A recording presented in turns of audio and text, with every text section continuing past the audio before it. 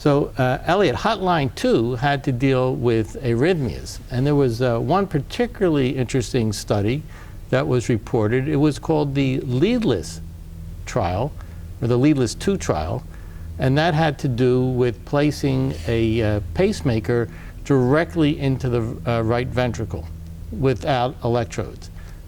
Share your thoughts. It was a very interesting study.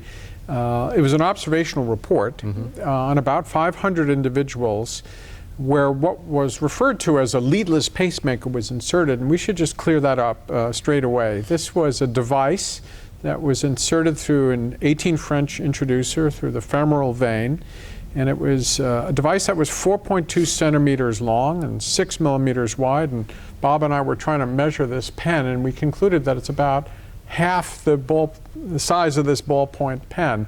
And it's got a helical active fixation lead at the very end of it, and it's got the battery, all contained in that small unit, and it's positioned into the apex of the right ventricle. Kind of like a little thumb drive. A little thumb drive right there in the apex of the right ventricle. And it's possible to remove it by a snare device, which was discussed, so that it could be removed. The battery life is estimated to be about 10 years. Now, like with any device that's new, there were some technical problems that a number of individuals had when they were putting the device in.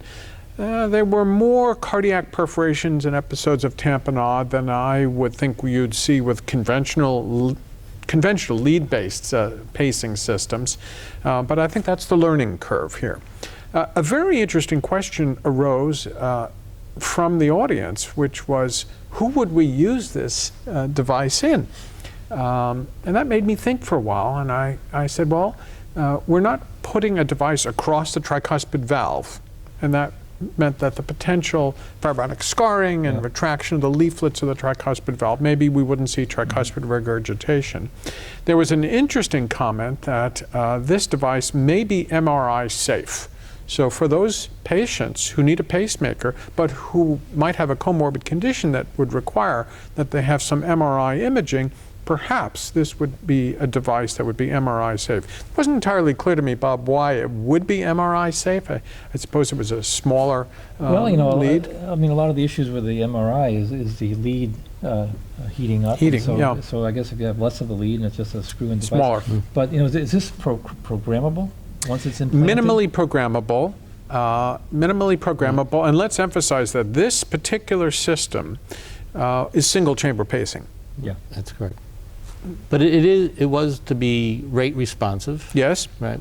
And in situations where it had to be retrieved, it is retrievable. It is retrievable, and that was comforting to hear. It has a hook on the end. Yes. And how long is the battery life?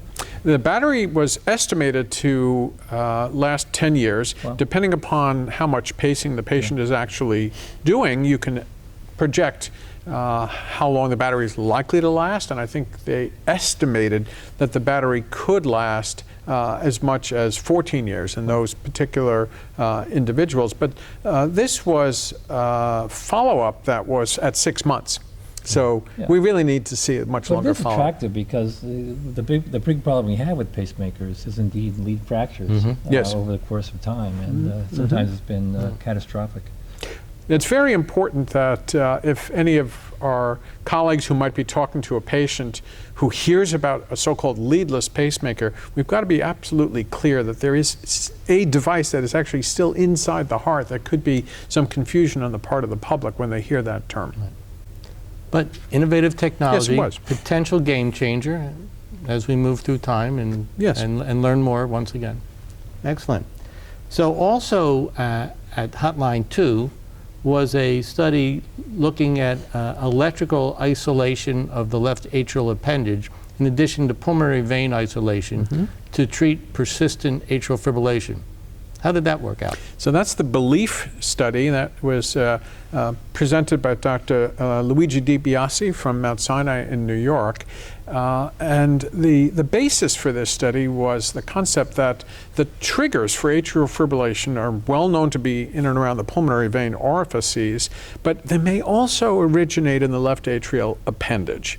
So in addition to conventional pulmonary vein isolation, they did empirical isolation of the left atrial appendage. And let's be clear that when we use the term here, left atrial appendage isolation, it's electrical isolation, not mechanical isolation. There was initially some confusion when questions were asked from the audience about that.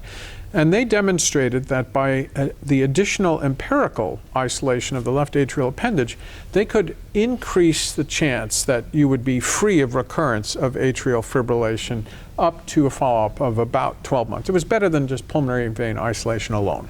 So is that ablation device kind of circular? You kind of just, it was not a ring device. It was a it's electrode tip device that they steered into the left atrial appendage.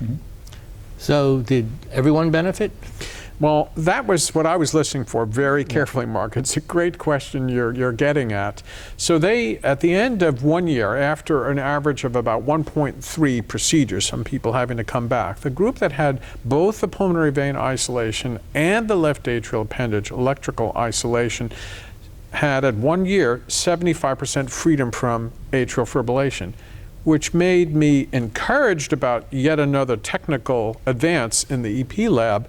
But I wasn't prepared to stop anticoagulation in these individuals because they still have atrial fibrillation. And that's exactly where I was going. So it wasn't 100%, and we don't know who was going to recur. Absolutely right.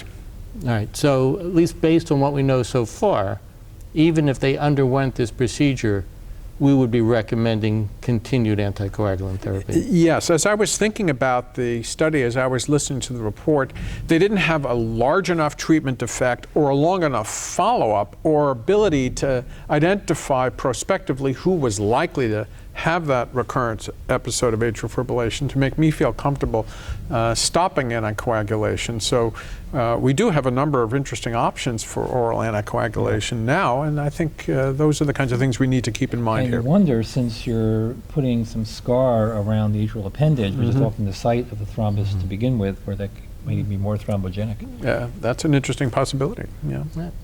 Well, a very informative day here in London at the European Society of Cardiology meetings. Thank you for listening to Science News.